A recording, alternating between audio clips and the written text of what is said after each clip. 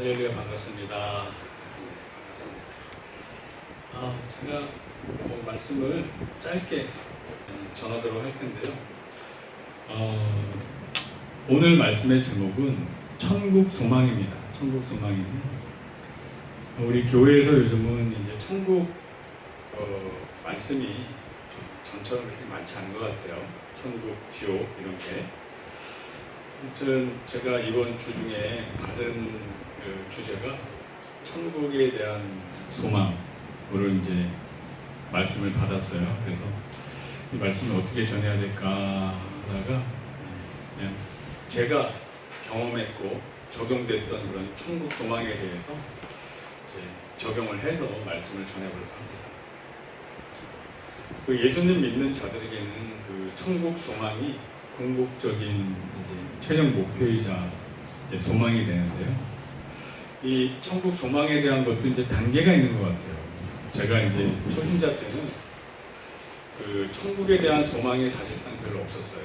그냥 이 땅에서 예수님 믿고 평안하고 잘 먹고 잘 살고 이런 쪽에 좀 포커스를 많이 맞췄던 것 같아요. 20대 때, 30대 때.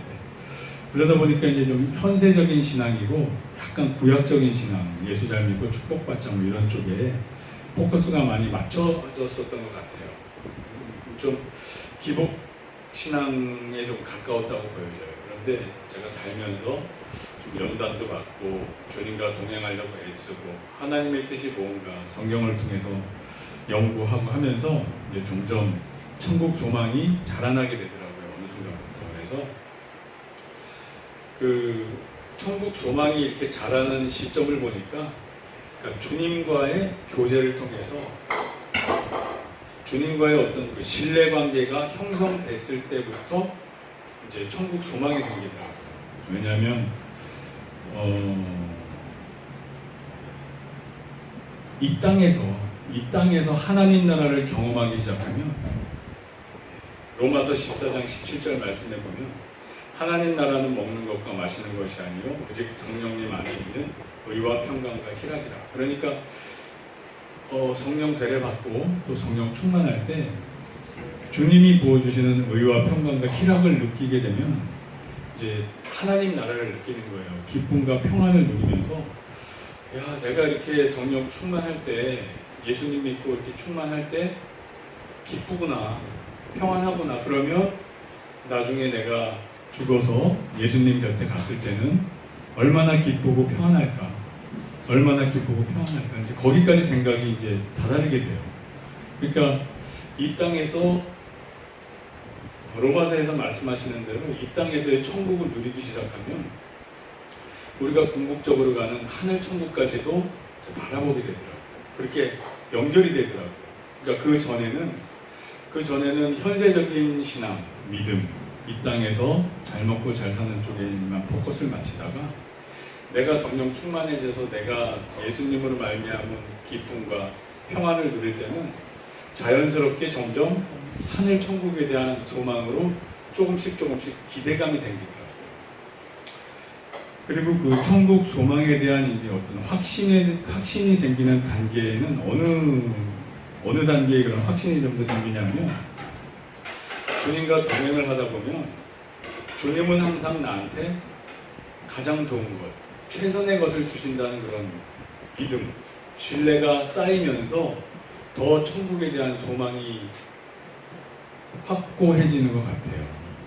그러니까 세상 사람들 관점 눈에서 봤을 때는 지금의 내 삶이 그렇게 뭐 행복하고 좋아 보이지 않을지 몰라도 믿음 안에서 내가 주님 안에서 누리는 그 하늘나라를 누리면서 주님과 동행하면서 순종을 통해서 하나님이 역사하시는 삶의 어떤 인도하심을 이렇게 계속 겪다 보면 정말 하나님은 나한테 최선의 것을 주시는구나. 설령 내 기도가 좀 잘못돼서 그 기도 응답을 못 받거나 하나님이 안 들어주실 수도 있어요.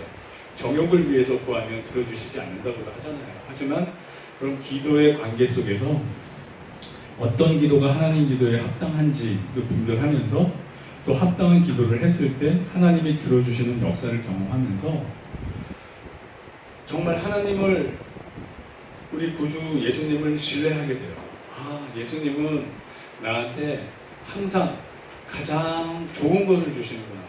내가 그분의 자녀이고 아들이기 때문에 때로는 채찍질을 주심에도 아, 이 채찍질이 정말 나의 생명을 살리는 채찍질이었구나.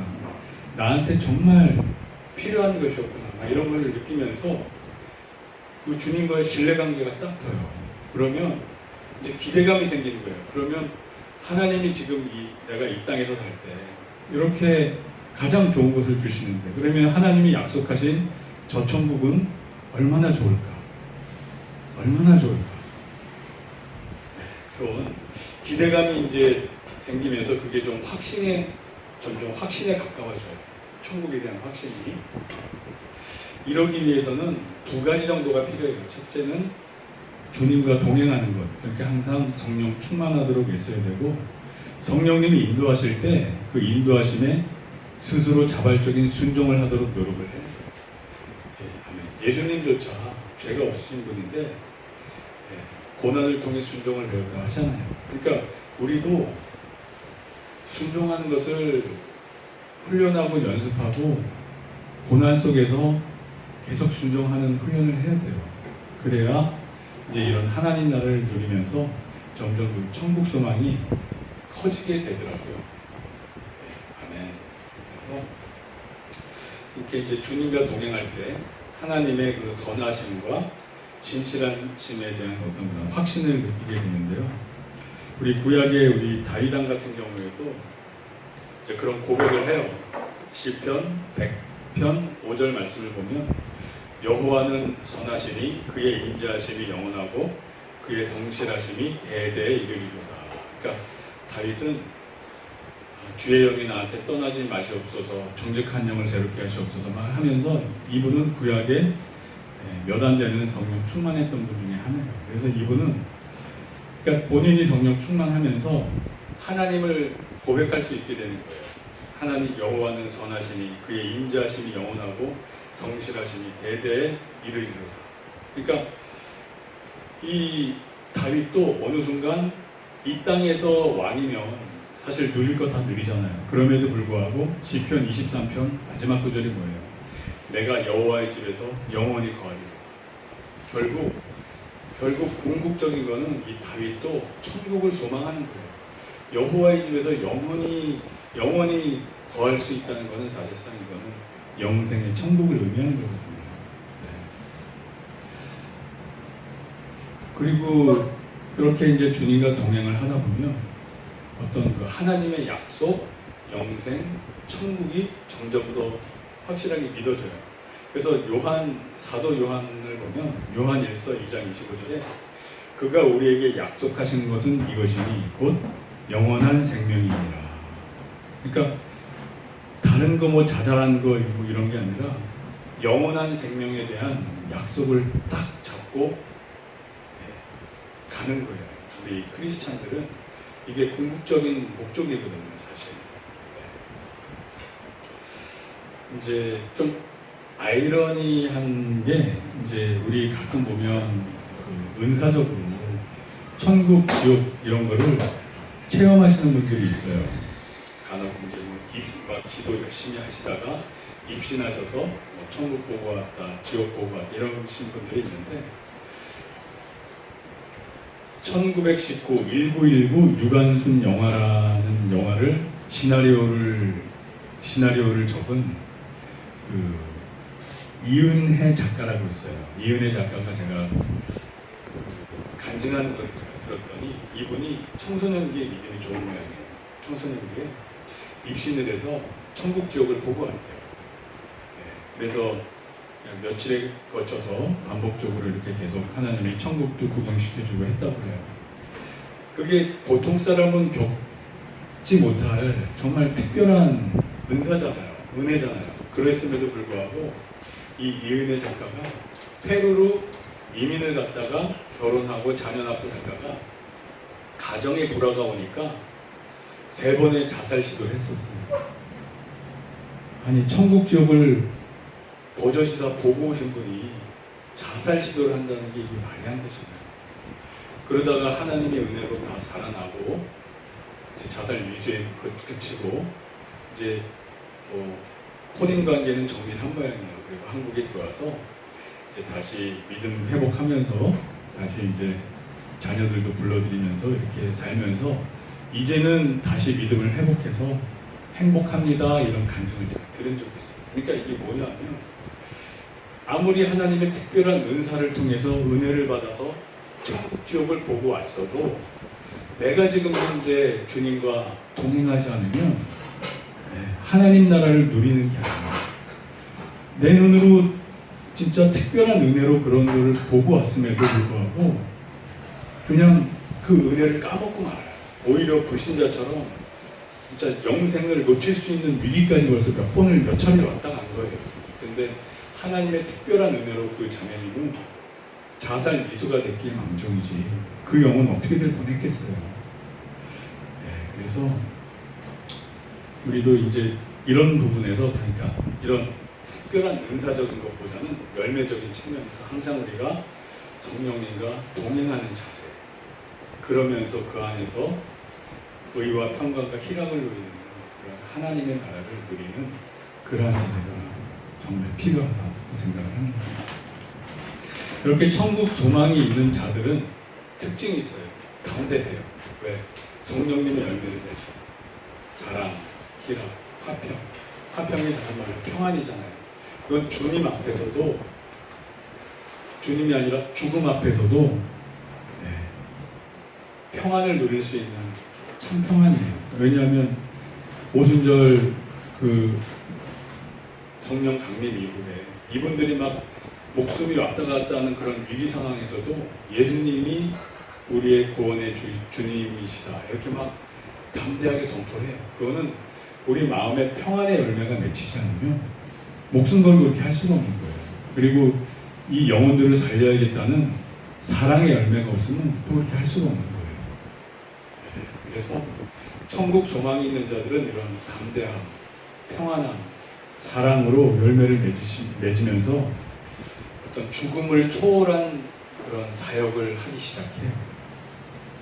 빌립보서 1장 20절에서 24절 말씀을 보면 나의 간절한 기대와 소망을 따라 아무 일에든지 부끄러워하지 아니하고 지금도 전과 같이 온전히 담대하여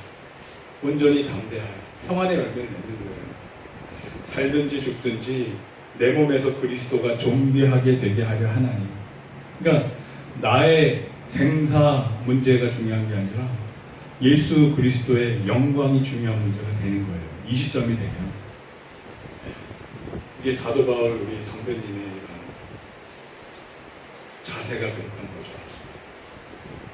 이는 내가 사는 것이 그리스도니 죽는 것도 유익함이라. 그러니까 이분은 삶의 의미가 오직 예수 그리스도인 거예요. 그러니까 예수 그리스도의 영광을 위해서는 나의 지금 죽음도 감사하다. 이런 자세인 거죠. 그러니까 죽음 문제는 초월을 한 거예요. 그러나 만일 육신으로 사는 이것이 내 일의 열매일진데 무엇을 택해야 하는지 나는 알지 못하노라. 그러니까 하지만 딜레마가 있어요. 나는 정말 죽어도 괜찮지만 내가 살아서 하는 이 사명과 사역이 하나님 나라 확정에 열매를 맺는 거란 말이에요. 그러니까 또 이제 사도 바울은 또 이런 하나님 일을 또 하고 싶은 마음도 있는 거예요. 내가 그 둘 사이에 끼었으니 차라리 세상을 떠나서 그리스도와 함께 있는 것이 훨씬 더 좋은 일이라 그렇게 하고 싶다. 그러니까 나는 빨리 죽어서 예수님 곁에 가고 싶다는 거예요. 솔직한 마음은 그 하나님 나라를 누리면서 진짜 하나님 나라 가고 싶다고 이제 그런 고백을 하는 거예요. 그럼에도 불구하고 또 사도 바울이 하는 말이 내가 육신으로 있는 것이 너희를 위하여 더 유익하리라. 왜냐하면 사도 바울이 눈물로써 제자들을 양육하고 교회를 세우고 교회를 키우고 하니까 그러니까 어떻게 보면 믿는 자의 숙명적 딜레마예요. 빨리 하나님 천국 소망에 갈수록 강해지니까 믿음이 자랄수록 하나님 나라를 느끼니까 더 사모하게 되고 가고 싶지만 또 그렇게 믿음이 크면 클수록 또 이 땅에서 할 일이 있잖아요. 연약한 지체들 영적 성장을 위해서 해야 될 일이 많잖아요. 그래서 저와 여러분들도 이런 사도 바울의 수준까지 영적 성장이 있기를 축복합니다. 아멘. 결론으로 두 가지만 말씀드릴게요. 천국 소망은 그래서 하루아침에 이루어지는 게 아니에요. 주님과의 꾸준한 교제 속에서 순종함을 통해서 열매 맺듯이 천국 소망은 점점 자라가요. 주님에 대한 신뢰가 자라갈수록 천국 소망이 자라가요. 하루아침에 은사같이 천국 지역 입신해서 딱 보고 왔어도 한순간에 삶이 힘들어지면 막 다 놓치는 경우가 있을 수도 있어요. 그리고 두 번째는 그럼에도 불구하고 이 생사 여탈권은 하나님한테 다 달려있기 때문에 이 땅에서 우리가 머무는 동안 육신의 장막을 입고 있는 동안에는 하나님 나라가 이루어지도록 나만 하나님 나라를 누리고 빨리 예수님한테 가고 싶다 이게 아니라 내 사랑하는 이웃들도 이런 천국을 누리고 또 궁극적으로 죽어서 가는 하늘 천국도 갈 수 있게 하나님 나라 일을 소명을 받아 열심히 할 수 있는 저와 여러분들이